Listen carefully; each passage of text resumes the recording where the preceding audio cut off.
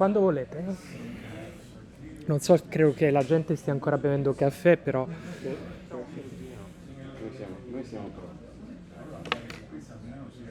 Je ne sais pas si vous voulez vous avancer un peu, juste pour... voilà, il y a un grand vide ici.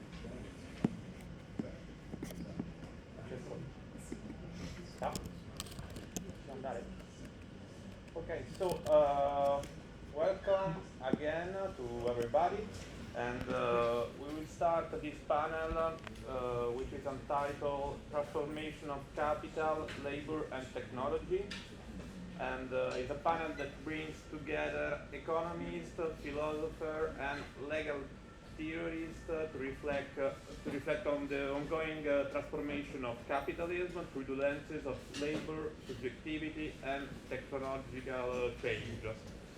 For sure, drawing from and moving beyond the legacy of Antonio Negri. So we will start from Andrea Fumagalli from the University of Pavia with an intervention entitled The Process of Valorization in Platform Capitalism, 5 Theses. And we have 20 minutes for each speaker. Thank you. Merci beaucoup. Alors,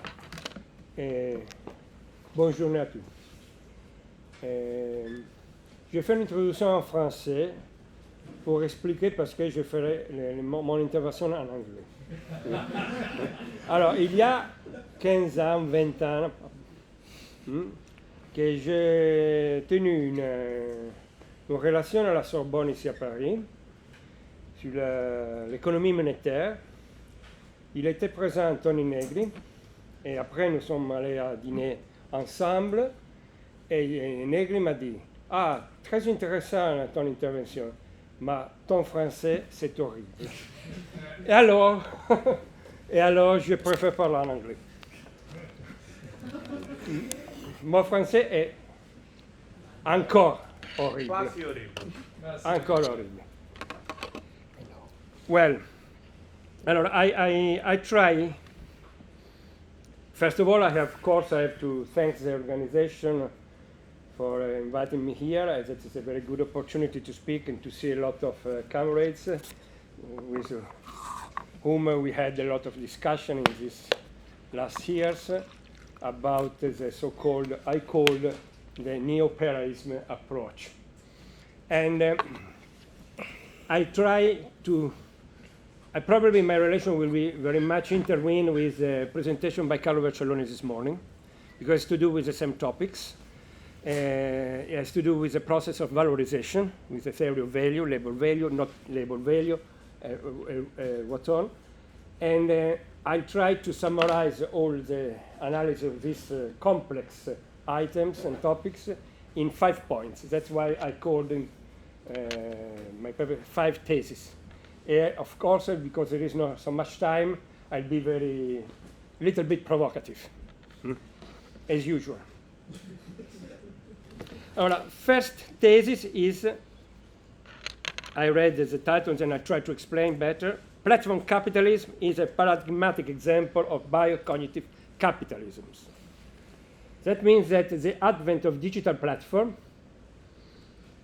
today in these days, the 20th anniversary of YouTube, of Facebook, and so on. So that means that the platforms start to become operative about 20 years ago, more or less. And the advent of digital platform has defined a model of organization of contemporary capitalism. I think that digital platform are a mode of organization, not simply a mode of production. So inside a most wider idea of capitalism that some of us call biocognitive capitalism, not only cognitive capitalism. And because we use the term biocognitive capitalism, where the prefix bio indicates that life in its complexity and no longer just knowledge enters directly into the process of valorization and defines new boundaries in the capital-labor ratio. To define what is a digital platform, I refer to Sinircek, a famous book of 2017, published by Pluto Book, I think, if I remember well, called Platform Capitalism. According to Nizhnek, if the pronounce is correct, platform embody 4 characteristics. Very simply, they are intermediate digital infrastructure that allow different user groups. They put in relation customers, advertisers, service providers, manufacturers, suppliers, and even physical objects. That means that digital platforms are pervasive and not dependent on a specific industries, but has to do with all the different industries operating in the economy. These digital platforms are able to interact, and some platforms also allow users with a range of tools that enable them to build their own products, services, and markets. It is a process of learning inside the use of digital platforms. So we can say that it's present a new type of dynamic scale economy that are called in economics term learning economies. Learning by doing, learning by using, learning by interacting, and so on. Second aspect, platforms, digital platforms, rely and thrive on network effect. Is what is called connectivity. The more use a platform accumulates, the more potential it has to exploit and generate value from its user and their activities on the platform. This explains why platform companies enjoy rapid and exponential growth and unprecedented capital accumulation in a relatively short period of time, 20 years.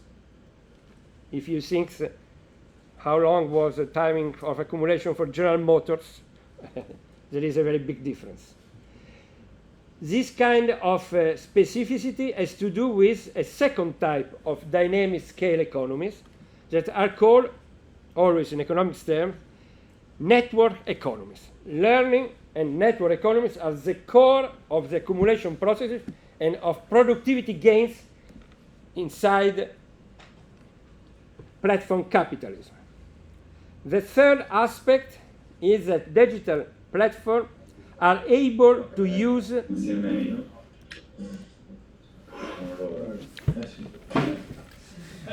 there is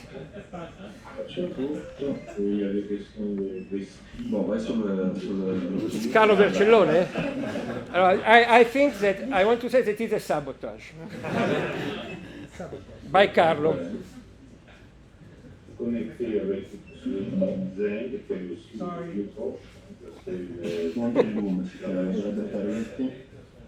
Sorry. It's like a football match. Then the time.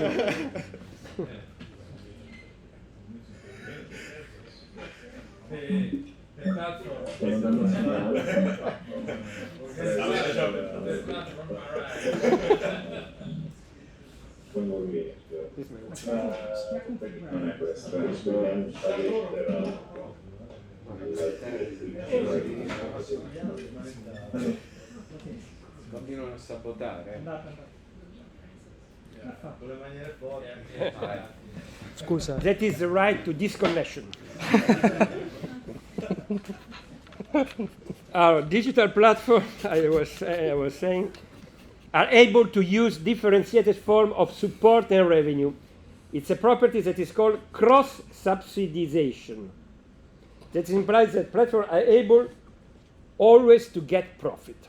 That is the concrete final result, because they're able to differentiate it, of course, in a different way with respect to the manufacturing industries. You know that one of the reasons of the crisis of falling was rigidity in production because of the technology. the Tayloristic technology wasn't able to create the opportunity to differentiate production and to flexibilize production. Here, digital platforms, because of their intangibilities, are able to create in a very rapid way a sort of differentiating use of a digital platform, and this way, with connectivity, these learning processes are able to grow very rapidly. Economic gains and losses are compensated as a platform activity exploits its multiple business lines. The fourth element to define a digital platform is very important, and it represents probably a novelty, because scale economies, even if dynamics and differentiation are old concepts in industrial economy. And this fourth element is that capacity by digital platform to implement the strategy of constant user involvement through attractive presentation of themselves and their offering. This is done with the ultimate goal of extracting more and more data from each user. It's a concept that was coined by Alvin Toffler in the third way about 35 years ago, called, the term is prosumer. At the same time, producer and consumer. So, this is how we can define digital platform as the core of modern present-day capitalism. I could say, quoting Deleuze, digital platform are a sort of soul of this new big corporation. You know that in the crise sur le contrôle social, Deleuze wrote that we learned that firms have a soul, and this is the most tragic information that we can have. And digital platform is the real, concrete realization of this capacity of firms to have a soul. And soul is important. I use this term soul because soul has to do with human beings in a direct way, cannot be intermediate. I think that this point should be stressed and remembered. There is another effect that we have to understand. As far as transaction activity is concerned, there is a third actor between demand and supply, the digital platform, of course, and especially the owner of the digital platform. So that means that nowadays, the activity of transaction, of exchange, is no more like the traditional one that characterized capitalistic evolution from industrial revolution to nowadays. Now, transaction is made with a third agent that enter in the transaction. That means the kind of, if is still reasonable to suppose a negative correlation between demand and price at aggregate level, the supply law that says that when the price increases, supply increases too, is put in discussion, because that depends on how this third agent is going to operate. I think that the textbook of microeconomics could be rewritten according to this new situation. A new economic agents appear as a result of hybridization between supply and demand. That is a prosumer. The new role of prosumer is not yet very much analyzed in detail by economists, but you know that economists are always the last to understand something. I know because I'm an economist.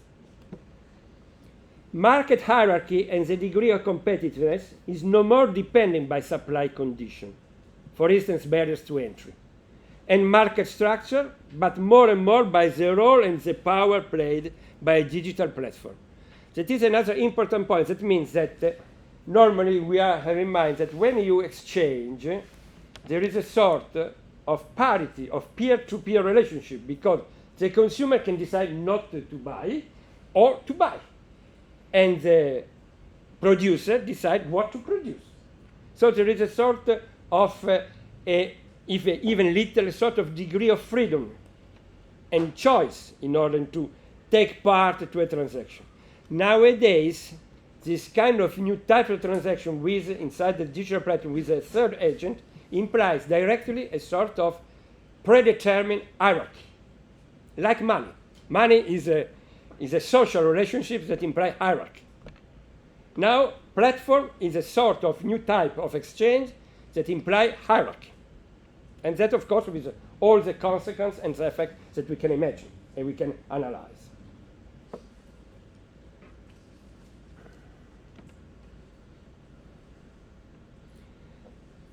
More in particular, the hybridization between supply and demand is one of the novelty, among others, of the new process of valorization that's characterized by cognitive capitalism. In this end, one of the effects from our point of view, from a workerist point of view, is that the existence of a prosumer can lead, we have to study more, to the reconsideration of the dichotomy of Marx and origin between use value and exchange value. In this regard, we also speak of economy on demand when we talk about digital capitalism. This implies that more and more vital faculties are valorized and that the base of accumulation tends to expand to include activities that until recently were considered unproductive from the point of view of capitalistic valorization. Social cooperation, social reproduction, consumption, leisure, training, game, welfare activity, and the change in the worker studies that was discussed in the previous paper by De Nicola and Quattrocchi. So, digital platform represent the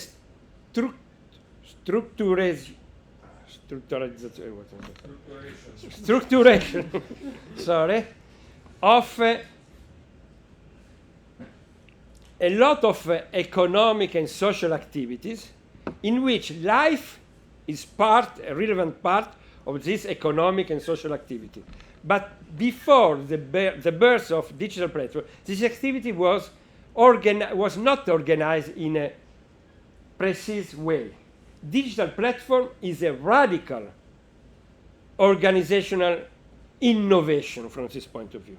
That's why I think that digital platform represent a mode of organization able to create a new mode of production.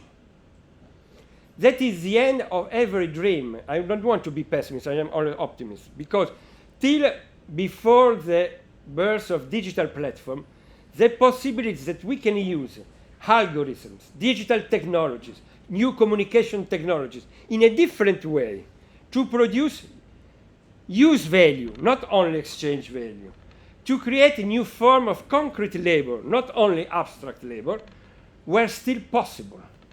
Nowadays, the space for this alternative, that is a point to be discussed, of course, is very much reduced with the spread of digital platforms. There is only little space, even if we are not thinking to the possibility to build alternative digital platform. That is, of course, a political goal, a conflict goal that we should be able to push. Second thesis. I go very rapidly because it's important, but we have no time to discuss. The second thesis has to do with the fact that digital platform and financial markets are very much interconnected. They are two faces of the same coin, we can say. Financial markets are the driver of platform capitalism as a money creation, financing, and valorization measure. If we look some data here,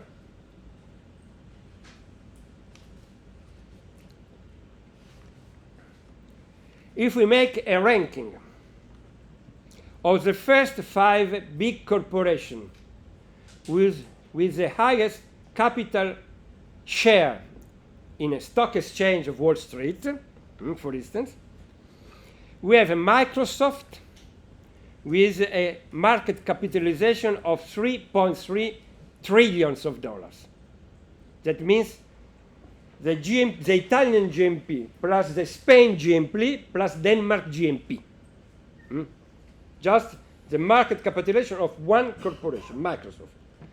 Then the second one is Apple with 3 trillion, NVIDIA with 3 trillion, more or less, Amazon, and Google, and Alphabet, that is Google parents. All these five corporations are platform. Why is possible in 20 years that, took as example of NVIDIA. In 5 years, NVIDIA was able to reach a capitalization of $3 trillion. That is a number that for me is difficult to understand. I cannot write. There's a lot of zero. And that is that gives the idea that how financial markets is becoming a new form of accumulation. Is the capacity to create money directly. That happens because there are some financial innovation, especially some operations that are called buybacks. Buybacks is a sort of speculative activity in which this firm offer and sells their shares in order to create a fictitious increase in the value of the share, with a lot of risk, because you know that it's possible to create speculative bubbles. And the instability of financial market is now the norm, is not an exception. We are in a concrete way seeing what 15 years ago Carlo Vercellone called the becoming rent of profit. And that is one of the, and platform capitalism is exactly the example of that. That is the second thesis. I don't go in detail because we have no time. Third point, third thesis. Platform capitalism defines a new concept of productivity activity and the subjectivation of labor.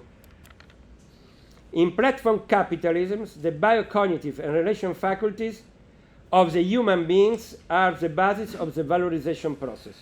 Life itself is subject to an increasing commodification principle. Since life is individual, it's the individual himself who is valued. Since the individual lives in cooperation and social relation with other individuals, social cooperation and social reproduction in its various forms are the main productive factor, a complex, dynamic, heterogeneous surplus input. Here is the difference we can analyze between cognitive and bi-cognitive capitalism. Cognitive capitalism in the 90s was able to give a value to life through a labor activity intermediation. Because the organization and the user, the process of creation and diffusion of knowledge, needed a type of capitalist organization. A labor places some physical inputs. Nowadays, through digital platform, life is put to value in a direct form without any kind of labor intermediation. That implies that life itself creates itself plus value.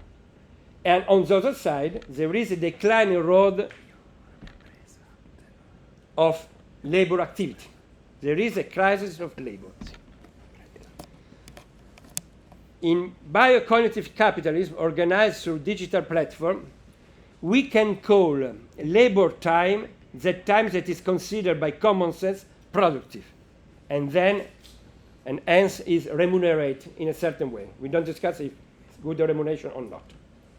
We can call work time, in Latin opus, while labor time is labor, come from Latin, ancient Latin labor.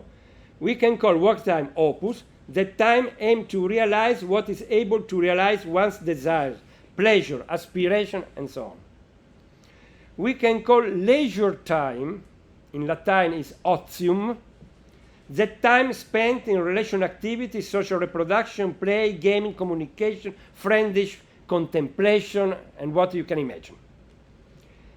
We call rest time, that in old Latin is quies. I study Latin. That time necessary for self-realization activities, such as eating, relaxing, sleeping, making sex, what you like. Technical. So this kind of distinction, this is a time of living. We can say all this time are subject to commodification, and they became all productive in the capitalism, in idea of surplus or plus value production. And that is why we can say that, and how is possible to organize the completely diversified daily life activities of every one of us? How can then be organized? That is the role played by digital platform, of course.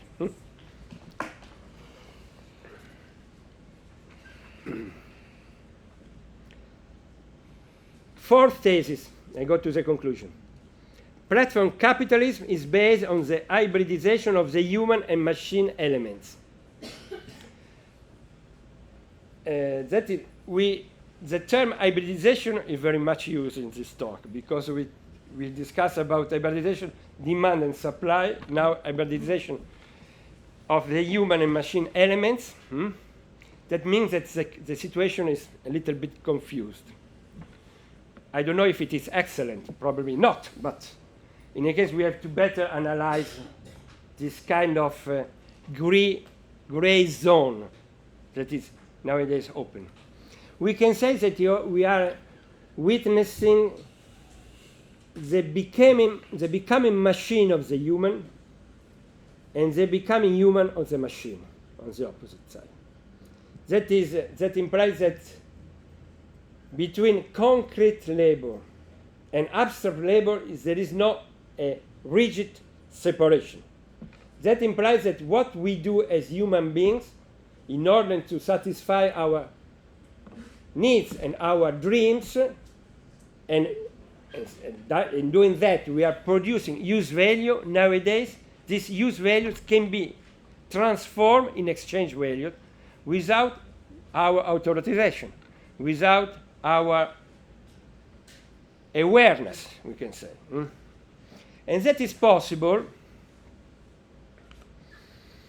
Now here in my talk, my rights, there is some references to some very important articles by Tony Negri that are about this kind of problematics, maybe in different words. I refer to the use by Tony Negri of some quotation by Marx in Capital about that refer to the famous chapter 15, the longest chapter of first book of Capital, that is entitled Machinery and Big or Large-Scale Industry, in which Marx analyzed how the so-called Manchesterian factories, the factory system is organized after the 30s, the 40s in 19th century. And here there is the analysis of the relation between machinery and labor force. How machinery are able to introduce element of command on labor force. Marx wrote, for instance, the machine reduced the worker to a work animal. And that is what happens later with assembly line in terroristic factories and terroristic plants. Tony Negri, in an article whose title is The Appropriation of Fixed Capital, Is It Possible? With a question mark, discuss in the new by using the famous quotation by Grundrisse about general intellect, the fact that the evolution of capitalistic exploitation and forms of surplus production tends to present knowledge as a the main driver of accumulation, and you know all this kind because we are among us, it's possible that this evolution can allow to the new type of worker, to what we can call the cognitive worker, or something like that, to reappropriate the machine, the fixed capital, or not. And then, in another article of 2014, Tony Negri refers to the, how can I say in English, to the contemporaneity of the chapter, they named it chapter 6 of the first book of Capital, in which Marx analyze and present the definition of real and formal subsumption. I use the term subsumption. I don't know if it's correct in English. There is sometimes subjectivation, subjunction. I use the term subsumption. And the question by Tony is, nowadays in cognitive capitalism, which kind of subsumption is dominant? Real or formal? If we talk about extractivity, if we talk about dispossession, if we talk about the fact that the labor times is increasing, we are all the characteristic of what we define formal subsumption. And that is true. It's a lot of inquirers confirm this tendency. But, and here, in the cognitive capitalism era, in the 90s, before digital platform, it was the idea that in any case there is what Carlo Vercellone calls this morning a sort of aristocracy of the cognitive worker, able to be self-determined, to understand, to change the process organization, to be operative. After the digital platform, we have new types of work. I finish. 1 minute. I already. And we have, of course, an aristocracy that's able to govern, to improve, to introduce technical bettering in the digital platform. But then we have a new type of works like click workers, crowd workers, and so on. There are new labor force in which the existence of forms of real subsumption is quite relevant. And then we have another type of workers, between brackets, prosumers. When we open an app, we open a mechanism that is able to create what we can call a network value, that is able to transform our use value into a final exchange value for the corporation through what is called, in economics terms, a business intelligence function, to capture the data, transform, analyze, differentiate it, and make it readable and compatible and feasible for the transformation in exchange value in profit. So we have a different technical, we can use this term, technical and labor composition that digital platforms are able to define. And I think, and that's my last statement, that this kind of situation we can, if we want to give an answer to the question by Tony Negri, which kind of subsumption is now dominant, on my opinion, we say that we put together all these elements, we are in presence of real subsumption, formal subsumption, and live subsumption by the prosumer bias. I think that we can call the new frontier of capitalism exploitation with the term, I use the term live subsumption. Here, of course, remain open all the question of value. And that is another problem. I stop here because I use a lot of time. Thank you very much.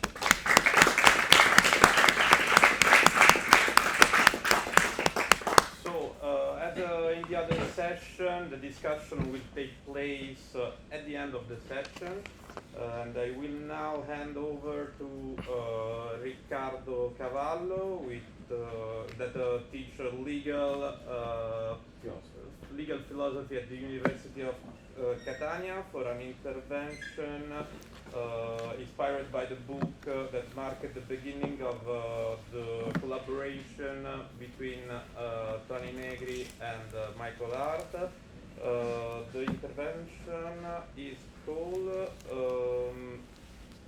just a moment, From Job to Dionysus, Philosophical and Legal Perspective on Labor in the Era of a Human-Robot Collaboration. Thank you, Riccardo. Thank you very much. Je parlerai en français.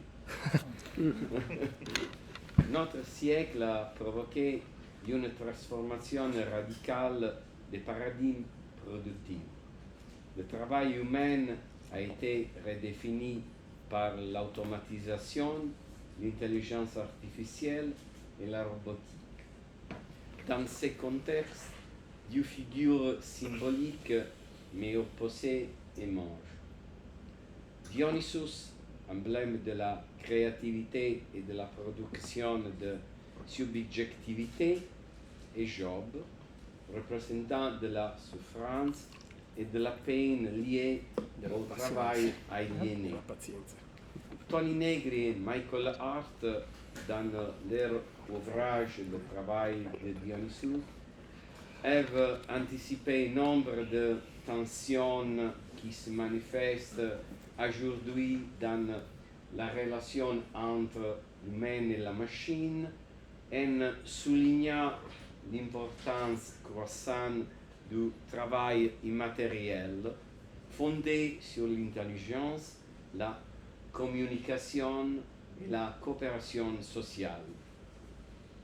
Aujourd'hui, avec l'essor de l'intelligence artificielle, une question urgente se pose. L'automatisation technologique libère-t-elle ou opprime-t-elle le travailleur? La promesse d'une libération de la peine risque de se transformer en une nouvelle forme de subordination, moins visible, mais tout aussi contraignante. La dialectique entre Dionysus et Job ressurgit dans le paysage contemporain, redéfinissant le sens même du travail et de la subjectivité humaine. Ce texte se propose d'analyser à travers la pensée de Negri et d'Hart comme le travail à l'ère de l'intelligence artificielle se positionne entre la force créative dionysiaque et la fatigue de Job, en interrogeant l'avenir de la relation entre humain et robot à la lumière de ces deux polarités. Dans le travail de Dionysus, Negri et Hart décrivent une transformation historique du concept de travail. Du travail matériel de production de biens, on passait à une production immatérielle de savoir, de relations et de formes de vie. Le travail dionysiaque se configure comme une activité qui dépasse la simple reproduction d'objets. Il gendre directement de la subjectivité, du langage, du désir. Ces changements impliquent un dépassement du paradigme fordiste industriel. Le travail ne se déroule plus uniquement à l'usine, mais imprègne l'ensemble du tissu social, mobilisant les capacités cognitives, affectives et coopératives. Le travailleur devient un entrepreneur de soi, tout en s'insérant dans un réseau collectif où la production repose sur la communication et l'innovation continue. Dans ce cadre, la figure de Dionysus acquiert une valeur emblématique, divinité de la métamorphose et de la subversion. Dionysus incarne l'éruption de la vie dans la rigidité des formes, le potentiel créatif et déstabilisateur inhérent à toute subjectivité. Le travail n'est plus seulement peine, il devient expérience, expressive, capacité de générer de nouvelles formes de sociabilité et de sens. Cependant, ces potentiels libérateurs n'est pas sans ambiguïté. Negri art montre comme le capitalisme postmoderne est parvenu à absorber même les formes de travail les plus créatives en exploitant leur énergie sans accorder aux travailleurs une véritable autonomie. La production de subjectivité devient ainsi une chambre de bataille. D'un côté, le désir de libération, de l'autre, la suggestion à de nouveaux dispositifs de contrôle. Dans le contexte actuel, l'essor de l'intelligence artificielle complexifiait encore cette dynamique. À mesure que le travail humain est délégué à des machines capables d'apprentissage et de raisonnement, quel espace reste-t-il pour la créativité, pour l'élément dionysiaque du travail, ou paradoxalement, la présence des robots pourrait-elle libérer les humains de tâches répétitives en leur permettre de se consacrer à des activités plus spécifiquement humaines? La tension entre libération et capture du travail créatif demeure donc ouverte.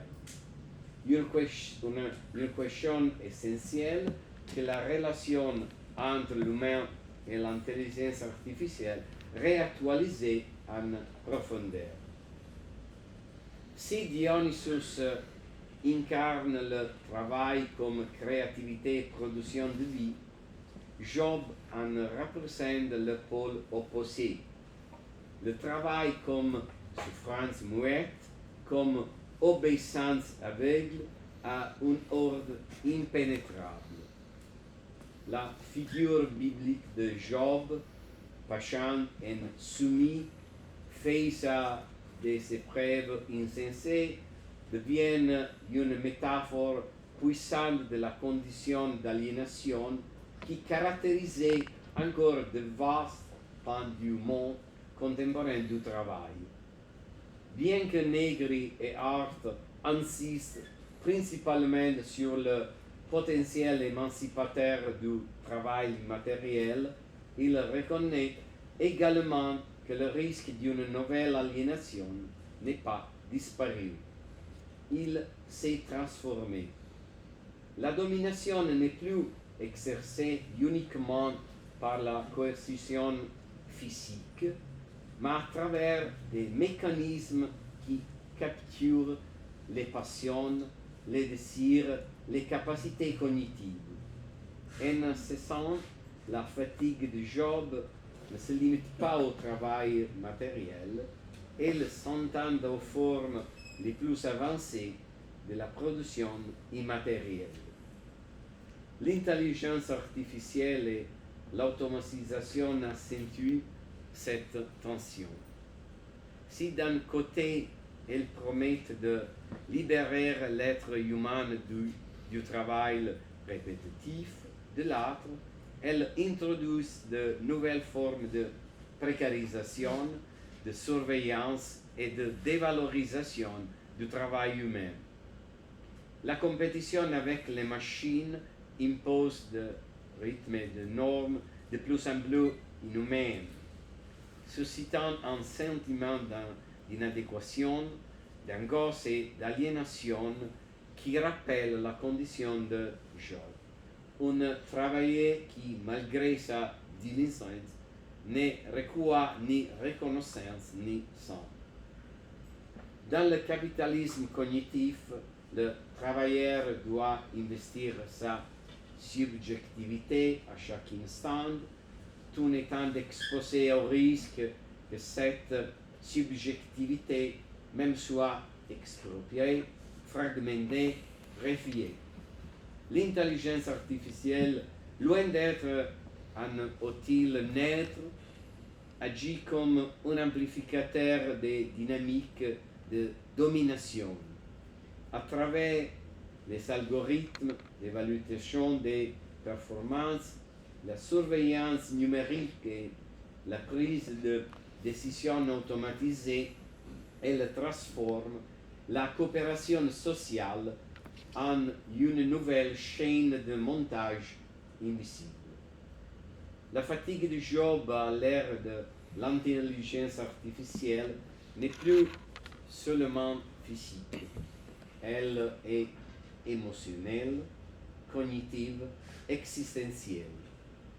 C'est la fatigue de devoir constamment prouver sa valeur dans un marché du travail où l'humain est évalué selon des standards non humains.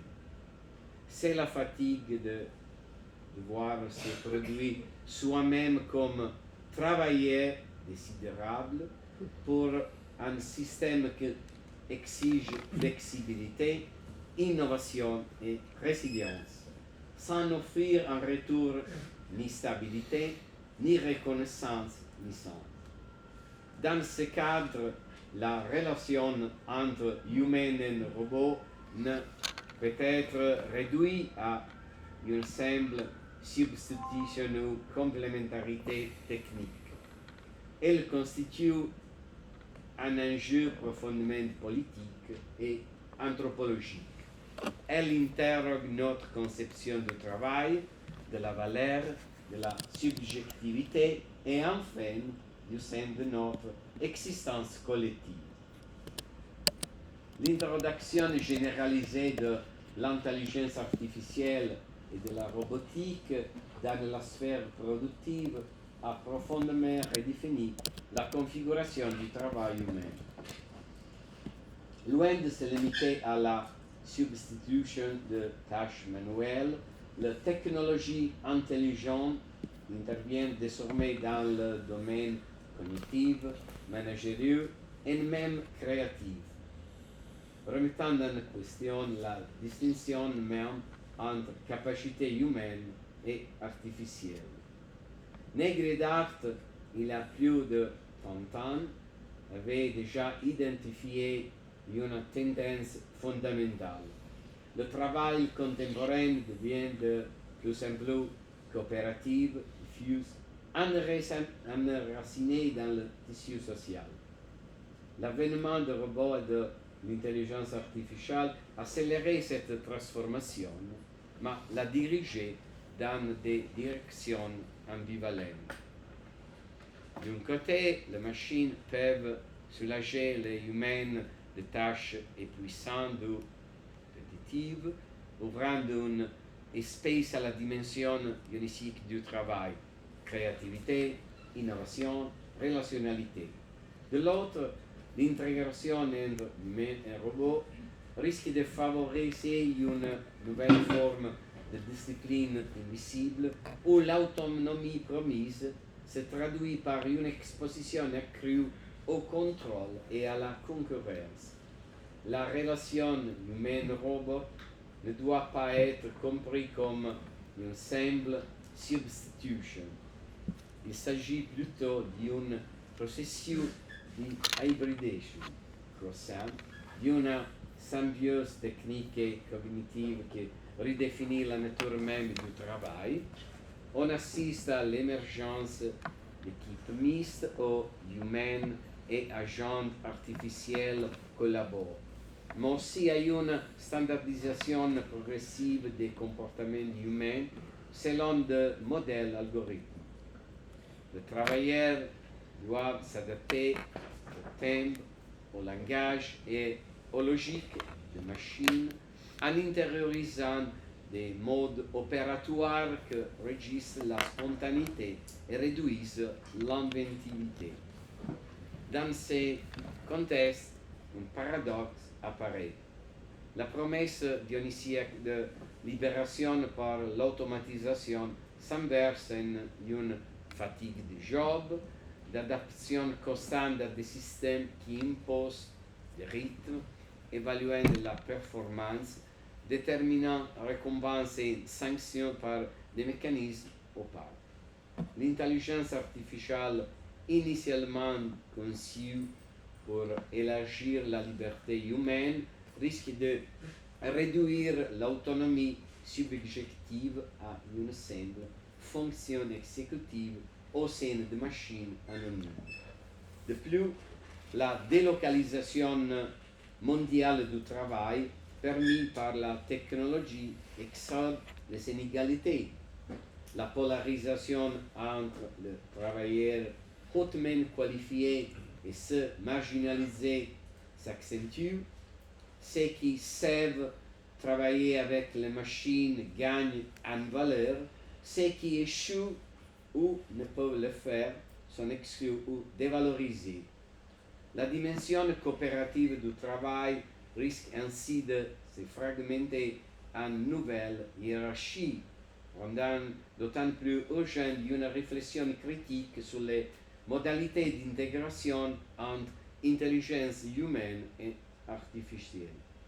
Le travail de Dionysus et la fatigue de Job à l'ère de l'intelligence artificielle ne sont donc pas des simples métaphores. Ce sont des catégories opératoires pour lire le conflit permanent entre liberté et domination que traverse toute innovation technologique. Ce n'est qu'en reconnaissant cette tension que l'on pourra empêcher que l'hybridation homme-machine ne devienne une nouvelle forme de subjugations invisible. La relation entre les humains, le travail et la technologie constitue plus que jamais un champ de tension entre la possibilité de libération et le risque de nouvelles formes de subordination. À partir de la lecture proposée par Negri et Dart, il devient clair que le travail, dans sa transformation immatérielle, a acquis une charge productive qui dépasse l'exécution des tâches. Il devient production de subjectivité, de relations, de monde. Cependant, l'automatisation intelligente ménage de rédiger ses potentiels créatifs vers des formes d'exploitation de plus en plus sophistiquées. L'intelligence artificielle, loin d'être un instrument neutre, fonctionne déjà comme un mécanisme de capture. Elle capte données, émotions, décisions et réorganise à travers elle le travail social selon des logiques d'efficacité, de contrôle et de profit. La tension entre Dionysus et Job devait ainsi structurelle dans le capitalisme numérique. Il ne s'agit plus seulement d'opposer création et répétition aux joies et labeur. Il s'agit de reconnaître que la production elle-même est devenue un lieu de conflit politique. Chaque innovation technologique implique un choix fondamental. Elle peut être orientée vers la libération si elle restitue au travailleur le contrôle sur le temps, les moyens et les finalités de son activité, ou vers la subordination si elle sert à intensifier la domination et l'aliénation. Face à cette bifurcation, une redéfinition radicale du concept de travail s'impose. Il ne s'agit pas de simplement d'adapter l'humain à la machine, ni de résister au changement par nostalgie. Il s'agit de reconstruire une relation technologique émancipée où l'intelligence artificielle et la robotique ne sont pas des instruments de discipline, mais des leviers pour l'autonomie collective. En ce sens, le travail de Dionysus ne doit pas être compris simplement comme une fonction productive, mais comme une pratique politique. La capacité de coopérer, normal, de générer du sens et de la valeur en dehors des circuits capitalistes de valorisation, contre la fatigue du job, contre l'adaptation passive aux logiques de la machine, il est urgent de revendiquer le droit à une forme de travail qui ne recoupe plus la subjugation, mais la création libre de la vie. En définitive, l'ère de l'intelligence artificielle n'annonce ni la fin ni la rédemption du travail humain. Elle ouvre un nouvel espace de possibles et de conflits, où l'enjeu véritable est à nouveau la subjectivité elle-même, la possibilité, à travers le travail, de ne pas être de simple rouage d'une machine plus vaste, mais de créatures conscientes de monde partagé. Merci beaucoup.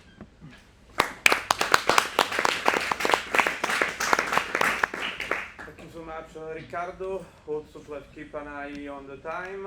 I will now hand over to Gianni Fraioli, which is a professor, if it's true, at the University of Buenos Aires, and also PhD at the University of Parma, for an intervention which is entitled The Hypothesis of a Communitarian Data Ownership and Administration System, and also for 20 minutes. Okay, perfect. I'm gonna do my presentation in English because my French is not bad, it's non-existent, so this presentation is part of a work in progress that I'm doing now for its, ideally it's gonna be my thesis for my doctorate. What I'm trying to do is try to do what Frederick Jameson called a cognitive mapping of the digital landscape. So I'm trying to do like a cartography that helps me navigate through this platform capitalism that we're living today. And as a preliminary action, what I try to do is I try to separate or identify three different kinds of ideal types of administration, ownership, and management of digital data. The first ideal type that I found or that I conjured is the private ownership system, where the implementation of a free data market would allow prosumers to negotiate freely with the platforms the sale of their personal data. This first ideal type is an answer that was pretty common in the techno-liberal perspective a couple of years ago. It's from a worker's perspective, is something that we have already talked and we have seen different panels today, but also in all these kind of literature from Capitalism and also the work by Terranova and Trevor Scholz and Christian Fuchs, and it's the idea that the activities that the prosumers usually do in every platform are a kind of labor that should be recognized as such. But what I try to see is not the workerist answer to that kind of problem, but the techno-liberal answer to that. And it's strange because if you read, there is a book written 20 years ago by Jaron Lanier, who used to work, was a pioneer on virtual reality and used to work for Microsoft. And he recognized 20 years ago the techno-feudal situation we are currently living. And he said that the only possible solution to revert that kind of neo-feudalism that we are living today is the implementation on a free market of digital data. Every prosumer is an owner of the data that he generates, and he can sell the data that he generates freely in a kind of new market that will be implemented. Also, in this kind of in this line of thought, you can find Alexis Pentland, Posner, and Veal, and they all tend to consider that digital users should be granted the ownership of their own data according to the principle of what Macpherson used to call possessive individualism. Data prosumers would then become entrepreneurs that could sell their data to the highest bidder. Instead of simply signing the acceptance of terms and conditions, you would be signing contracts for the sale of that data that you generate in exchange for money. This could be categorized as one of the attempts to establish new rights of property that allow for the non-chaotic and revolutionary under the rules of the market of the human cognitive activity. This said Molière-Boutang 20 years ago. Now, instead, I've shifted my focus onto what I deem to be the second ideal type, which is that public ownership one, comprised of those who deem that in face of internet oligopoly, platform capitalism, or techno-feudalism, the only solution is for the state to take control of the administration of the data flows. And what I'm beginning to do now is that my principal focus is to try to understand and to study what is the European legislation about digital data, and what is the terminology that the European legislation uses, and what is the terminology that also the reports commissioned by the European Union and also think tanks try to use. This kind of ideal type, the public alternative, tends to gravitate between two extremes. On one side, we would have a direct administration of data flows by the state. On the opposite one, the meddling of the state via regulation of the activities of the big tech. That is what the European Union tries to do. My intention today is to analyze the terminology used in legislation and think tank reports on digital data and artificial intelligence. What are the categories they usually employ to conceptualize the legal status of digital data? And the terminology they tend to employ is, on one hand, the neoclassical terms of private ownership, and at the same time is there are several concepts that come from the traditional Roman civil law. Firstly, we will focus on neoclassical terminology in order to detect its patent pitfalls. Then we will continue with the utilization they make of some concepts that come from Roman civil law. Finally, we will consider the communitarian possibility. After the analysis of the terminology employed in the discussion regarding digital data, we will move on to the analysis of its use that Dardot and Laval make in their book Common on Revolution in the 21st Century, and try to see also, if I have time, the debates that they were engaging with Hart and Negri. First step. There are four main approaches to try to study what the European legislation tries to do with digital data. The first approach is fundamental rights approach that tends to focus on the protection of privacy of digital users. The second is the approach realist, also known as the perspective of traditional civil law, which includes a subsection that deems digital data to be res nulli jus. The third one tries to encapsulate digital data under intellectual property law. Finally, the fourth one considers it to be a common good. So to start, we have to do a precisation of what kind of data does the European Union usually have in mind, especially in the GDPR. Data can spring from many different sources. In this presentation, my focus is on user and personal data, which are not to be confused. Personal data is any kind of information regarding oneself that can help others identify me, whereas user data is any data that a user generates or uploads into a platform or information that the platform can extract based on her activity. And now, let's see European legislation. The first phase started in 2015 when Europe established the digital single market that aims to eliminate national barriers to online transactions, building on the common market concept designed to remove trade barriers among the member states. This evolved into the internal market, promoting the free movement of goods, persons, service, and capital. It fundamentally consisted in the creation of an internal digital market where data was deemed a financial asset.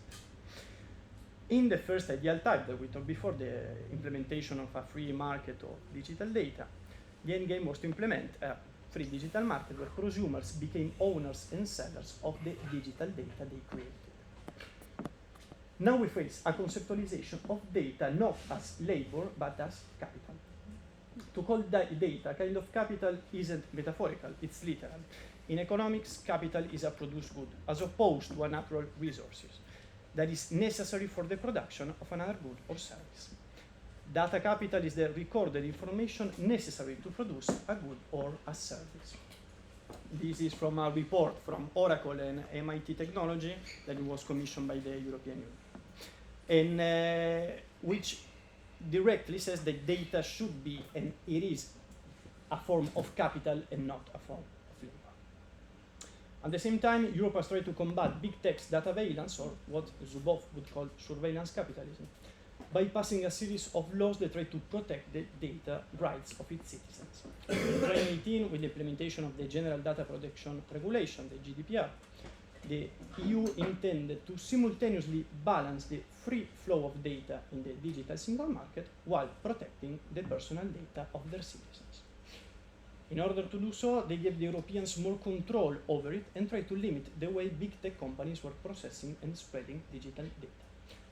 In doing so, the EU legislation superficially maintains a human rights approach, at the same time avoids discussing the ownership rights of the data subjects, like the first ideal type did. If you read the GDPR, nowhere is there's the problem of the ownership of data. The Europeans are simply called data subjects, and the problem is always the defense of their privacy rights. The reason why. To discuss the ownership rights of data subjects would imply a direct confrontation with the mechanisms of data extraction at play and with their previous recognition of data as a form of capital and not a product of labor. But what about the ownership approach carried out in legal discussion? What does European legislation try to hide? What is the current ownership status of our personal data? Before, we talked about 4 different approaches in the legal discussion regarding this matter. The fundamental rights approach was the one that the EU is currently following. The second one is the approach realist, also known as the perspective of traditional civil law, which considers data as a thing susceptible of appropriation, faintly similar to the kind of ownership that befalls when dealing with a physical good. The intellectual property law approach, according to which the owner does not own directly the data, but rather the rights to its reproduction or use. That would be a third kind. In this perspective of traditional civil law, what is the terminology?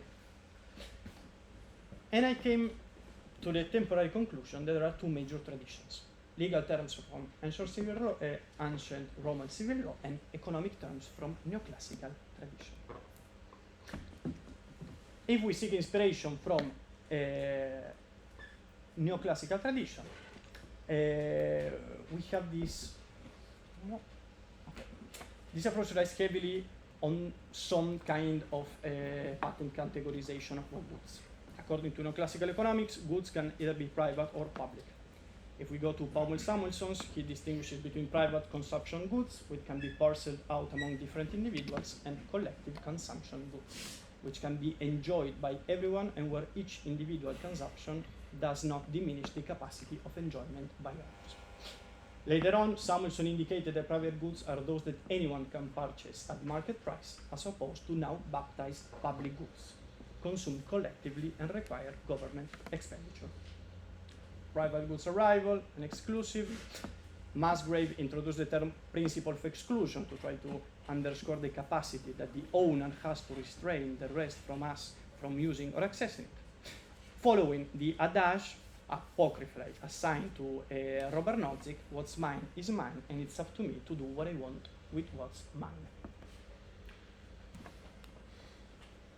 Collective goods are non-rival and non-excludable. But what is data? Data is an intangible good, consisting of electrical impulses. Thus, it can be considered to be non-rival. For example, the fact that I listen to a song in YouTube Music doesn't diminish its total amount. The same song can be heard by another person at the same time. Some say it's non-fungible. A good is considered fungible when it's substitutable. Commodities are fungible because their value lies not in their uniqueness, but in their interchangeability. Any barrel of oil is as good as the next one, as long as it has the same qualities and quantities, unlike a piece of art or a piece of data. Each datum is unique. Contrary to popular beliefs, data is not as abundant as it's portrayed in the media. A given piece of data, such as price, can't be substituted for another, such as a consumer sentiment score, because each carries different information. All of these characteristics combined make data and experience good, the value of which is only realized a posteriori. Experience good is, we can use the example of a book, that only after I have read it, or a movie, only after I have experienced, I can say what the value for me. So there seems to be a consensus on the characteristic of data in orthodox economics, that it is non-rival, often excludable, and experience good, which is difficult to function as a price signal. But is it really so? The European Union tends to think of data as an asset, a private good, although it usually violates one of the principles of private goods, which is the generation of externalities.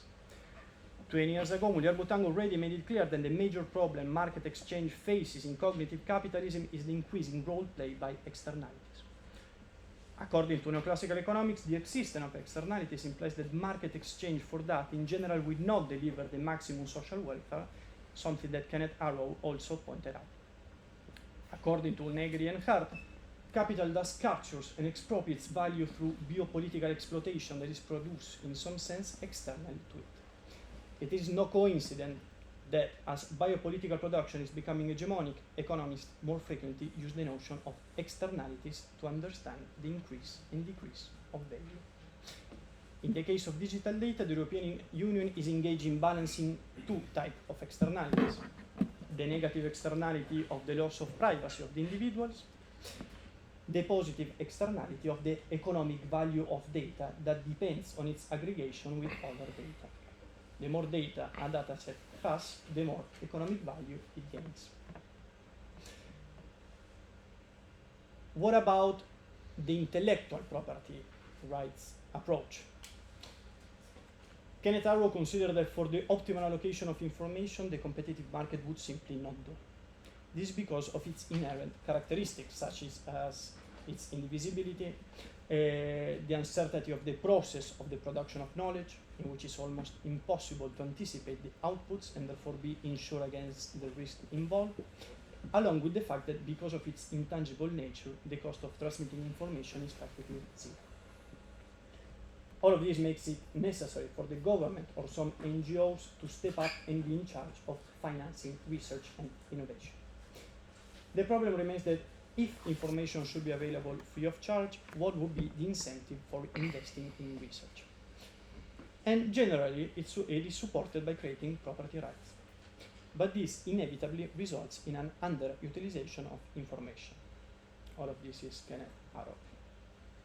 If the price of the information is superior to zero, there would be a lower demand for it. The same goes if we consider information not as an output, but as an input in knowledge production. To produce the maximum amount of new knowledge, inventors should have at their disposal all the information available related to their research. Since we are dealing with digital data, we will recognize as owners those who treat or process the data, which usually are the platforms, not the users. The owner, in the case of intellectual property law, the owner does not own directly the data, but rather the rights to its reproduction or use, the copyrights, or the database where they are stored. In both cases, we face a series of challenges, as some believe that it's hard to assign intellectual property rights to the data subject for various reasons. If we equate data to an idea, a creation of the user who should be then asked for his permission for its reproduction, and could be eventually compensated for it. The problem with this alternative is that there would be no digital data if it wasn't for the digital platform that generates the cyberspace from where it's extracted from. More than actual creation, the process is one of extraction. And even though we were to call the data subject a creator, there is the further problem that the value of data rests not in individual data extracted from one sole individual, but in the capacity of that data to be put in relation with data from others. Data is relational or multi-relational. If isolated, it loses its value. As we have seen before with the case of prices, the same goes with value.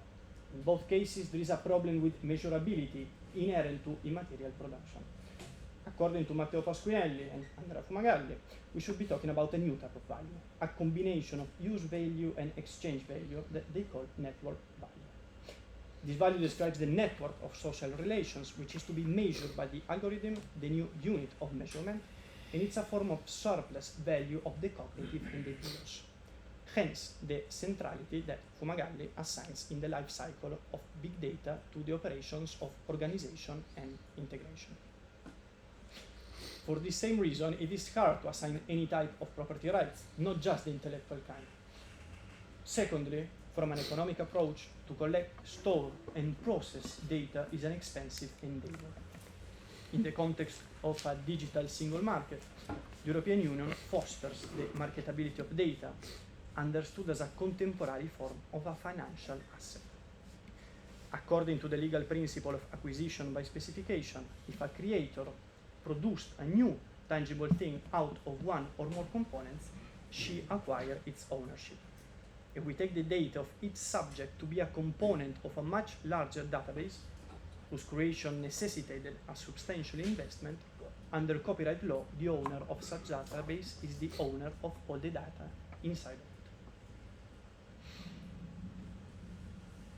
So, we find that in European legislation, they don't talk about ownership.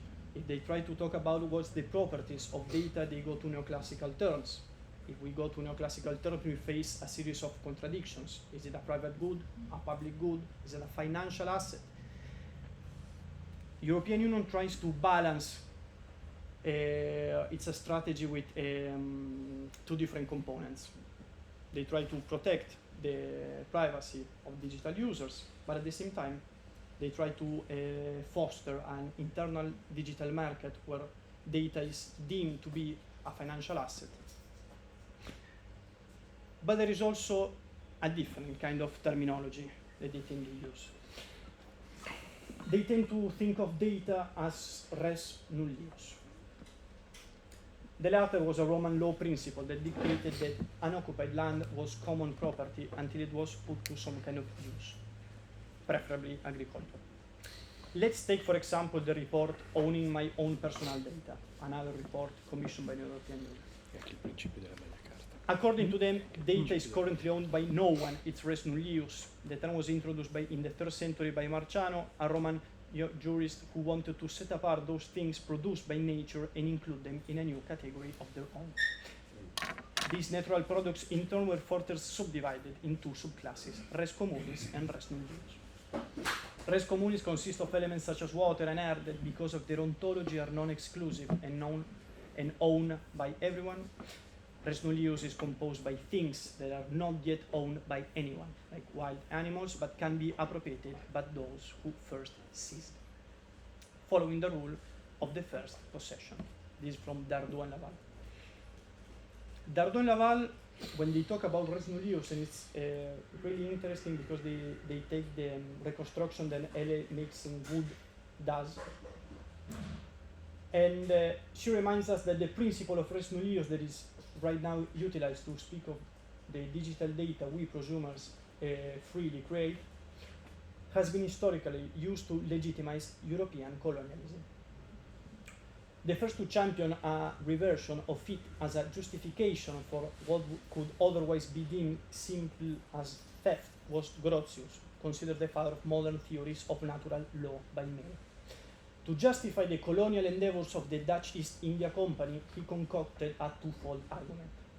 On the one hand, in Mare Liberum, he lays out the principle that property rights can be exerted exclusively over things that can be individually consumed or transformed. The purpose of this book was to justify the seizure of a Portuguese ship by the Dutch East India Company, on the basis that the alleged crime was performed in open waters. Since the sea cannot be individually consumed or transformed, it is to be considered a common possession. Therefore, it cannot become private or public domain as the Portuguese and the Spanish intended. At the same time, it is a principle of reason that free commerce must be unobstructed, and the Portuguese were also violating this law of nations. On the other hand, in the Iuri Belli, he goes further and states that not only what is common possession cannot become individual or public property, as in the case of the sea, but also that if appropriable things that can be appropriated or are already property of someone are not being used, they can be reclaimed by whoever wants to use it. Woods considered that the latter is very similar to the Roman principle of res nullius, usually utilized in favor of the appropriability of unused land, claiming that otherwise it will remain barren. Later one, also Locke, will do the same to justify British imperialism. So for me, it's really interesting to dwell in these things for once, because it seems like there is this ongoing debate that in workerism has already put so much in it. That is the reconceptualization of certain neoclassical economical terms that are still being used and not used in the right way by the European Union. And at the same time, there is by a different kind of reports, this idea that the data that we freely generate is kind of res nullius, so it's up for grabs for anyone. So what can we do?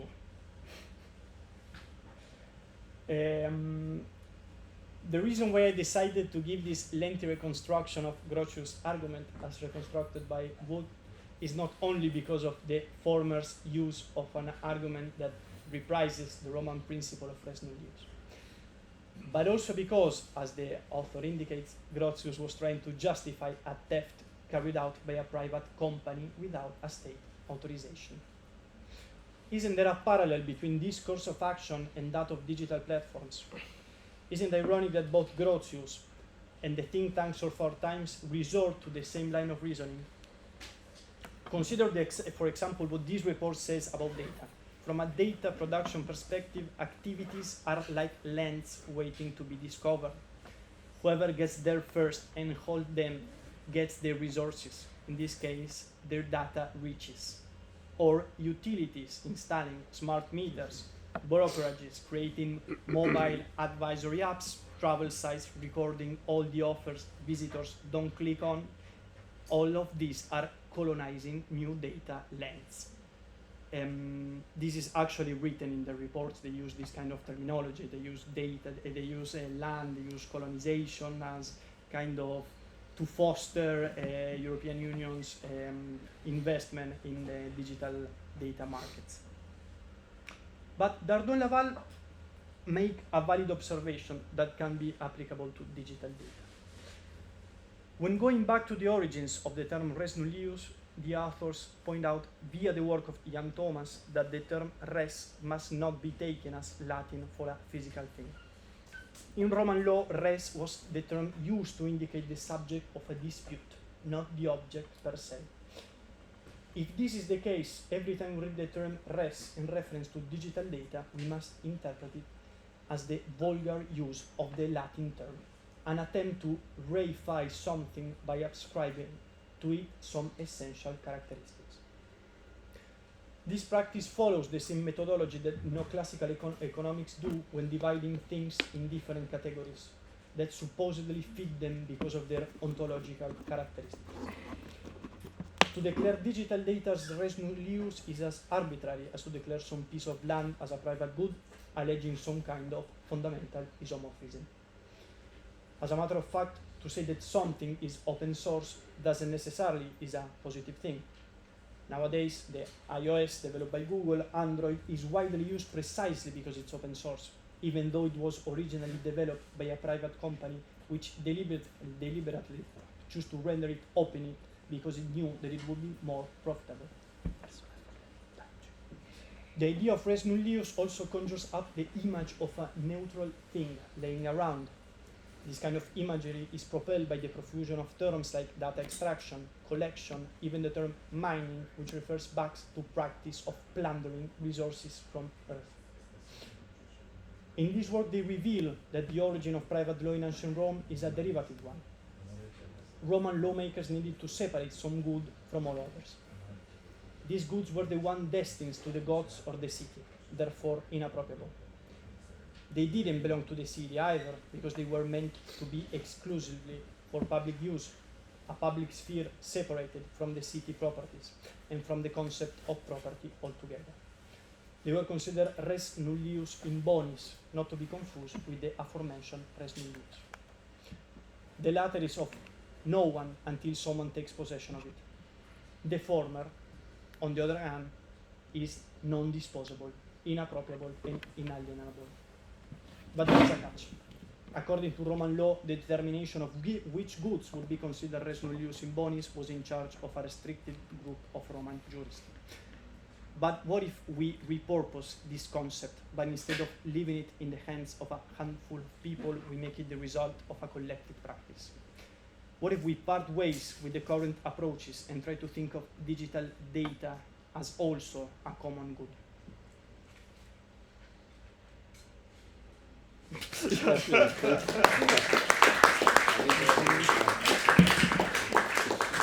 you so much, Gianni, and I think that we can take 5 or 10 minutes for some questions. Please be short, and I think that now is the end of the day. Maybe we need a break before the last session of the day. Any question?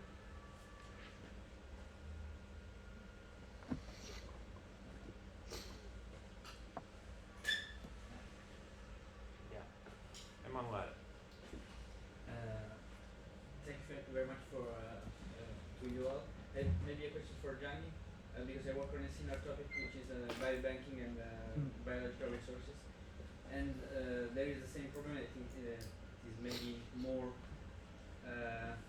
relevant than digital data, because you find sometimes this conceptualization of something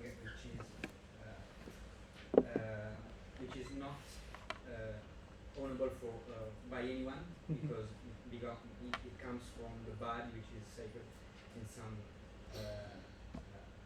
institutional laws. But I think that it is interesting to ask the question of the quality of the goods. But once you have said that we can qualify them as common goods, the question is that of the use. How can we manage the use of those goods? Not how do we struggle for the ownership, precisely. And I think this is one of the big themes in biomedicine. The question is not who owns the goods, but how do we struggle for to use them for the common good, precisely, for something, for a purpose which is good for everyone, and not only for the big pharma in my case. So maybe you have to shift a little bit the question also. I propose maybe to take some other question.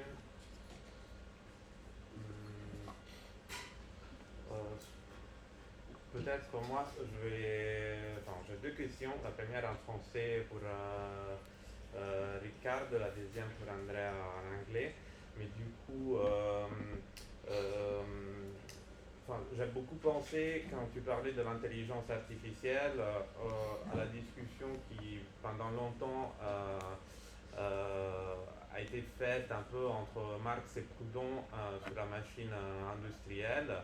Et notamment Marx critique à fond Proudhon, parce qu'à un moment donné, Proudhon porte la thèse comme quoi en fait, les machines industrielles mettraient en discussion la division du travail, parce qu'elles mettraient ensemble plusieurs fonctions qui, avant ces machines industrielles, étaient séparées.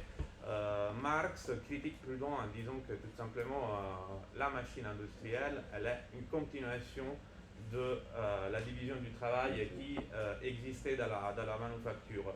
Et aujourd'hui, j'ai l'impression que les choses que tu racontes sur l'intelligence artificielle, donc l'imposition des rythmes, la réduction de l'autonomie, vont un peu dans le même sens. Je ne suis pas un expert de l'argument, mais je voulais te demander si, en fait, même par rapport au travail cognitif, on peut imaginer que l'utilisation et l'imposition d'un nouveau standard dans le travail cognitif peut produire une intensification de la demande du travail à côté de la précarisation et de la réduction de l'autonomie dont tu as parlé. Et for Andrea, I just want to come back to one of the genealogy that often we do about platform economy. So coming back to the sharing economy, that now it's often a sort of rhetoric that some of the platform try to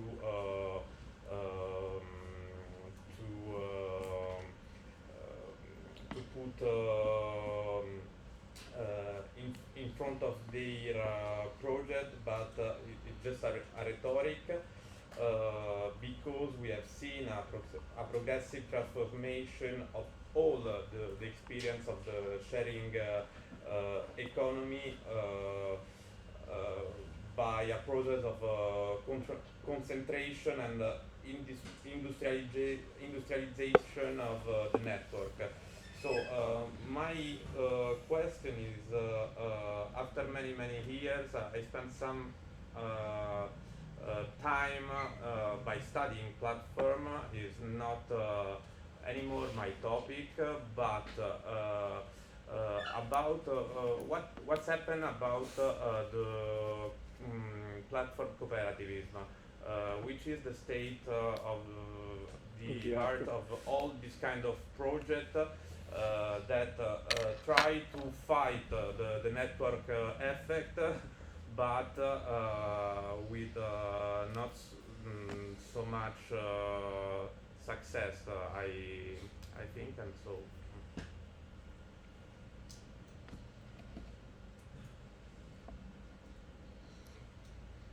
Maybe maybe we can. The audience is destroyed. Yeah. Let's go for the answer and take a break on the balcony. Maybe Gianni, yeah. Your question is fundamental, and there is also like a different part of the conclusion which I couldn't arrive because of the time. But if you read the book by Dardot and Laval, they have the same kind of problem. Like the problem is not to try to reintroduce a new kind of ownership or a traditional kind of ownership, but in a new fashion. But the problem is really about the use. How do we use it? And they tend to think about it as a common practice, like with a kind of legal framework that can be arrived at by democratic participation in different communities, but from like kind of direct democracy, kind of legal perspective, we could say. So yes, the first part to talk about the ownership is kind of also of a provocation against what the European Union tries not to do, because their idea is not to scare away the big tech, but to try to feign the European moral superiority versus the United States free market kind of. And the Chinese, there is kind of a mystery about how do they manage digital data, which is super interesting. But yeah, for me it's also the same. The problem is not that of ownership, but how do we use it, and how do we use it in a common way, and how do we come to how can we appropriate this kind of digital platforms in a new way, in a communitarian kind of way. Yeah, and the USA have trust that you don't have. The USA have the legal institutional trust that you don't have. Yeah. Which is more going common direction. Yeah. May I answer, because I profit to make a point for Riccardo. There is a discussion about the evolution of platform cooperativism is very long. If we talk about genealogy of platform at the beginning, we have in the 90s and the 80s first attempts to create a connectivity among some networks that was theorized by Michael Bowens for the political economy of peer-to-peer in the 96 of the last century. The idea of the social movement like cyber movement, hacker movement, in order to create the possibility to use the technology, the information, the ICT technologies in a different way, not only aim to exchange value. There was a big battle and fight about intellectual property rights, as we know. And at the beginning of the new millennium, 2002, 2003, at the same time when there was the first experimentation about social networks, because the first platform had to do with social networks. That is interesting because it's something that spread. It is directly part of social activity, like social movement, but with a different type of implementation and organization. There was some attempts for a different types of cooperatives using new technology to up-to-date the technology with the idea to create alternative way of production. And that was the beginning and the birth of a sharing economy. But that was only a short period. One of the characteristics of platform economy is that the growth is very incredible, rapid, unbelievable rapid. So if you want to create an alternative, in order that the alternative can compete with a profit organization, you should be at the same time very, very rapid. That is one of the first constraints for the growth of cooperatives. There is, of course, a theoretical background. Trevor Scholz created a lot of articles. But for instance, when we started to study Trevor Scholz, there was an interesting conference organized by Ross at New York University about 15 years ago about this kind of topics. One of the positive examples that Trevor Scholz used to say was the cooperative system in Italy, Coop. Lega Coop. And for us that we live in Italy, Lega Coop is exactly the example how the idea of cooperatives is switched to a profit organization. So you understand that there is some problems in order to say. If I have two things, that if I can say that nowadays, after 20 years of sharing economic experiments, the old example, because as Juliet Shore, for instance, as an American sociologist, define a taxonomy of a sharing economy, that dividing between a profit and a profit, between business to business or consumer to consumer, and you can mix all this kind of situation. The real alternative led by sharing economy is if consumer to consumer and no profit. And which example we can have nowadays? The only example I have in mind is what is called Bank of Time. And Bank of Time, or some very small marginal example like Ñammo in Spain or something like that, but Bank of Time is with no money. There's no monetary system. That can be, I have some doubt it is possible. If it is possible to have a no monetary system, if this system is a closed system. It's very small, but that cannot be implemented to a larger scale. So, and that means that now sharing economy is a bottleneck from this point of view. We have to find something different if we want to fight against platform capitalisms, and there is a different way. There is a very interesting article by Christian Fuchs that you quoted on CCC, that by discussing the work by Negri, and in which there is an alternative to create a sort of, I like the term, but it's not the case to use a counterpower to the platform capitalism, by a different way of taxation, for instance, or the possibility to reappropriate a sort of technology in order to create alternative platform, but based on a different idea of sharing economy, for instance. And that is about intelligence, artificial intelligence. I point that I want to ask to Riccardo is, it seems to me, that is a point that I put in my article, but I didn't talk. is that intelligence seems to me to be similar in a different way to about the effect on labor condition, similar to what the first IC digital restructuring process did with the mass worker. That means that the new robotic technical evolution in the late 70s, beginning of the 80s, were able to substitute and to automatize some routinized labor performance in assembly line with CAD, CAM, CAD systems, etc., etc. And that was a decline of industrial employment towards a service employment. Nowadays, the point, and my question is artificial intelligence playing the same role with regard to cognitive activity, not manual, muscular activity as mass worker? So we are in a situation in which, because that is the role played by technical change from a capitalistic point of view. Technical change, as Riccardo said a long time ago, talking about technological employment, is a technical change is in favor of capitalism, is able to reduce labor force in order to increase profits. And that is normal. So we have to stress this technology and the relation between Dionysus and also from this point of view.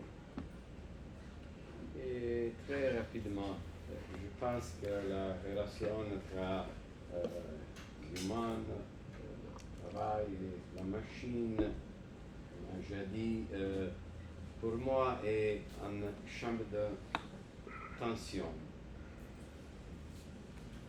entre la possibilité de libération et le risque de nouvelles formes de subordination. Je suis très pessimiste parce que je pense qu'il s'agit d'une nouvelle forme de subordination. Questo è il potere. Potere di intervento. La sua questione Your question is... No, you puoi parlare francese. No, anche in inglese, insomma. Your question is very interesting, but it's difficult for me to answer in a few minutes, insomma. No, I agree with you because it's an open question. Because l'intelligence artificielle, c'est un produit des ans. So, il n'y a pas de temps pour analyser tous les effets sur les emplois. Il y a beaucoup de reportages. Il y a un reportage de McKinsey. Il y a une réduction un augment de chômage de 30%. Je pense que toutes ces analyses sont pas un petit peu difficiles à faire. Thank you so much, and let's have a break.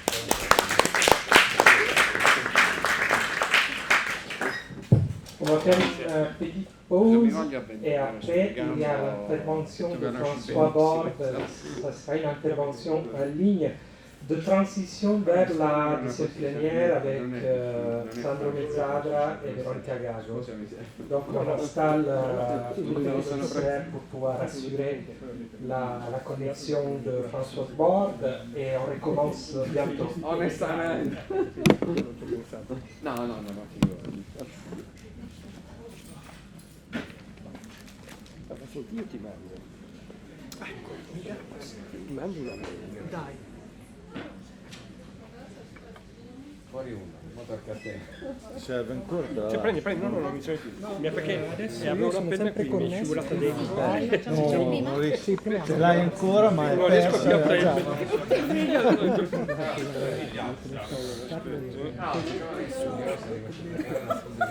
Si sentiva. Beh, la mia Vabbè, ma andava bene con Fumagalli, che di solito fa le cose. E infatti ci abbiamo Ci riso. stava bene. Allora,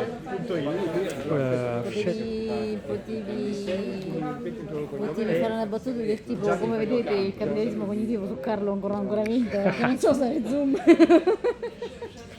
Allora, adesso ti devi riconnettere al link che vi avevo dato.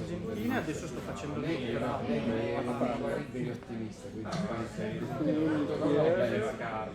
Sì, stamattina, sì, l'ho detto, però è vero, è così. Cioè, è bello che riesci a fare un po' di la usi.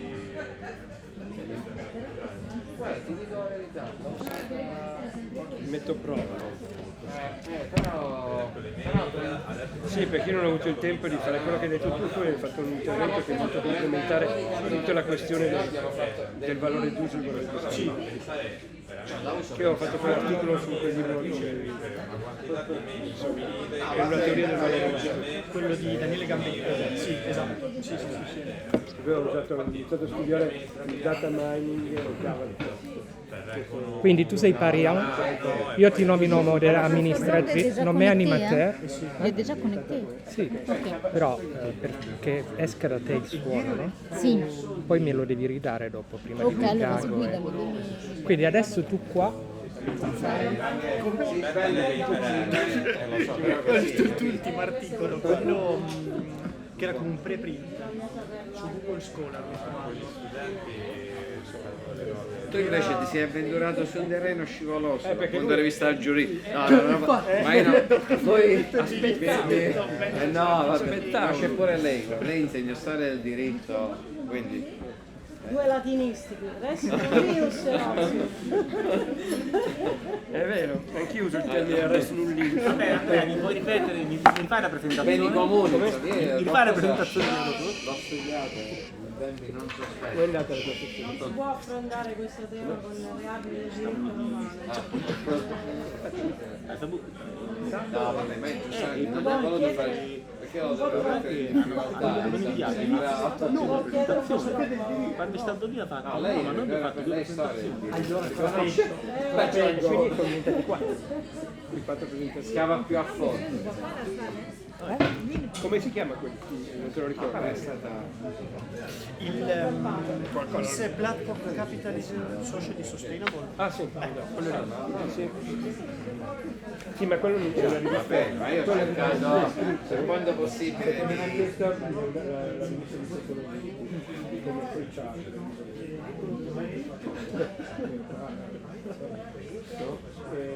E solo si mantiene una formazione ufficiale. E quello è tutto molto vincolante, perché non posso scrivere accademia tutto tempo. Non prenderlo come... C'è scritto qualcosa, ma adesso da questa cosa qui tiro fuori un testo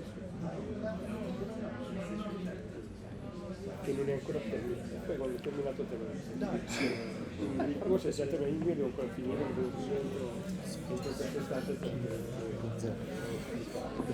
Io non so da dove uscire. Comunque è critico,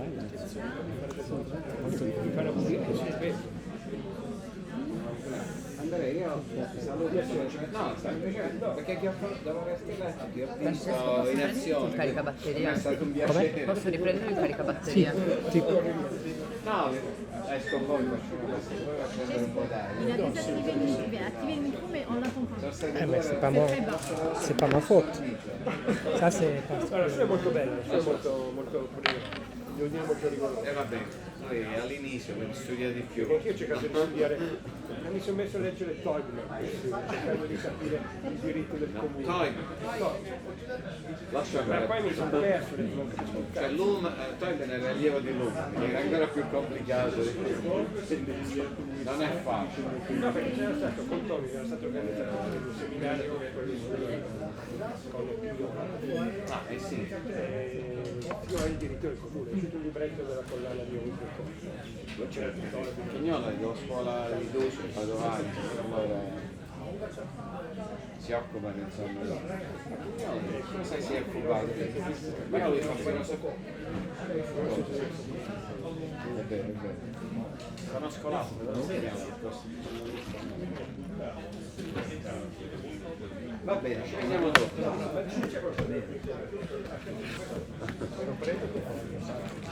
Ho scritto 2 minuti.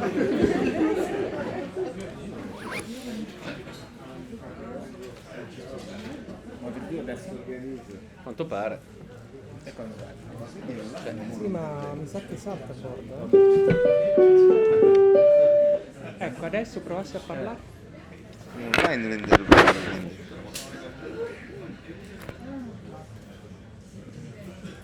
Voi avete fatto sabotaggio qua, eh? Ah? No, giù. avete fatto sabotaggio. Che... Allora,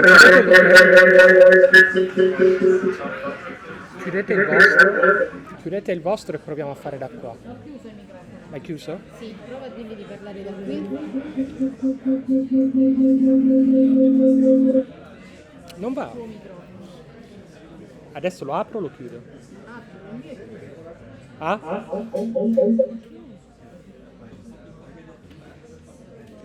Non è possibile.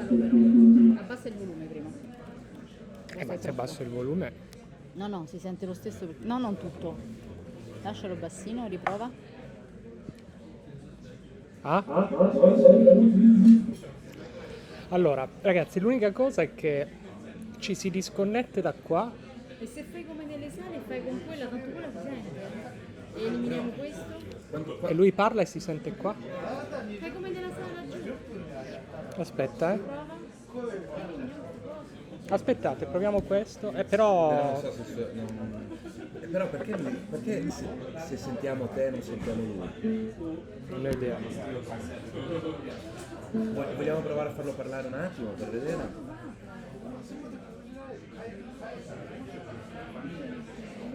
Siete sicuri che lì non è da disattivato il suo microfono?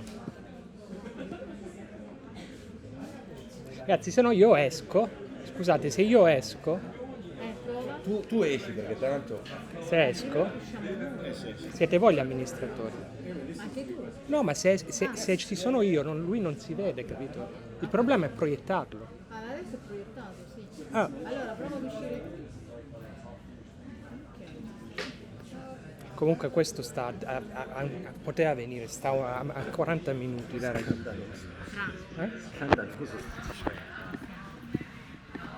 Allora, adesso siete solo voi. E lui. Cioè, dai. Ma io sto qua già adesso, già durante... devo ricordarmi qualcosa da dire per la loro presentazione. Cioè, io li presento e basta. Tutto in inglese. The second plenary session.